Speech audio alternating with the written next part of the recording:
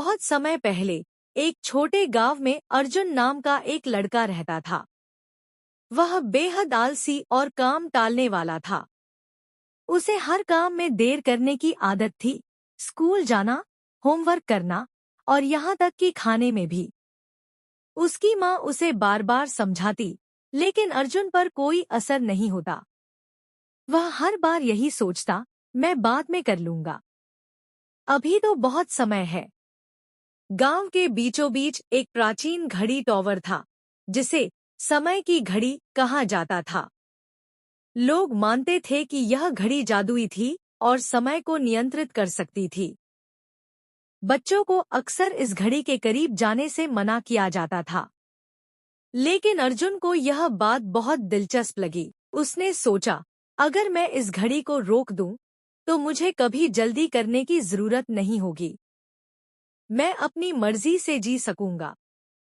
एक रात, जब सब सो रहे थे, अर्जुन चुपके से घड़ी टॉवर पर गया। उसने चारों ओर देखा, कोई नहीं था। उसने घड़ी की सुइयों को रोकने की कोशिश की। जैसे ही उसने घड़ी छुई, अचानक एक तेज रोशनी चमकी। अर्जुन ने अपनी आंखें बंद कर लीं। जब उसने आंखें खोली, तो खुद को एक अजीब जगह पर पाया। यह जगह समय की भूमि थी। वहां 4 विशाल राक्षस खड़े थे, सुबह, दोपहर, शाम और रात।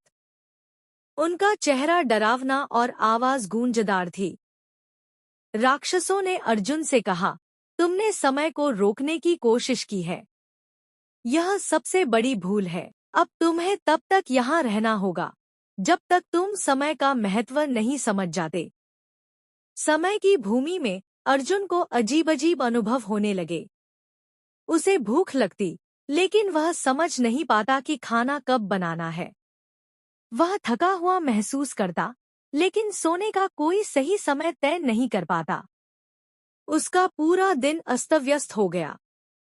वह हर काम अधूरा छोड़ देता और धीरे धीरे उसे एहसास हुआ कि समय के बिना जीवन कितना मुश्किल हो जाता है।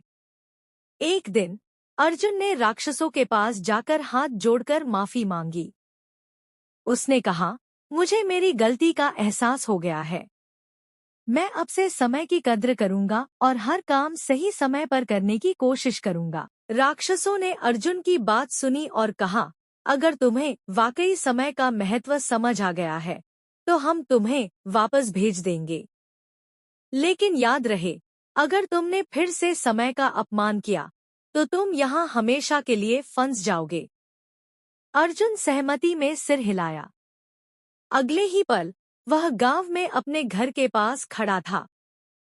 उसने अपनी माँ को गले लगाया और अपने समय को सही तरीके से उपयोग करने का वादा किया। अब अर्जुन पूरी तरह बदल गया।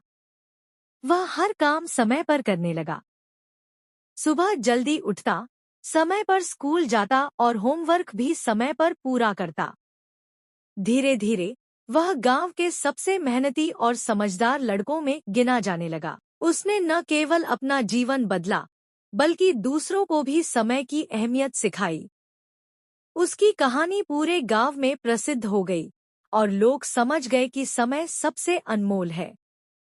उसकी कीमत तभी समझ आती है जब हम उसे सही से उपयोग करते हैं।